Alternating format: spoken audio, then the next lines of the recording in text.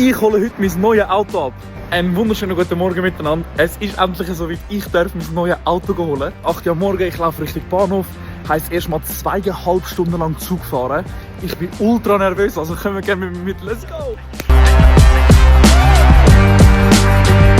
Endlich in Zürich angekommen. Jetzt gehen wir schnell im Migros schnell einen Snack holen und dann geht es auf Zofingen, Aargau. Ja okay, also ein Snack ist nicht geworden, aber wenigstens ein Red Bull. Let's go!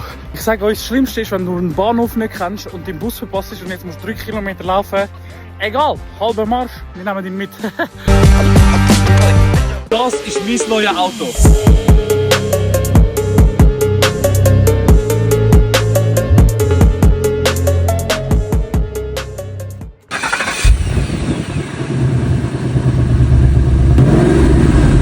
Ja, einfach nicht runter. Baby!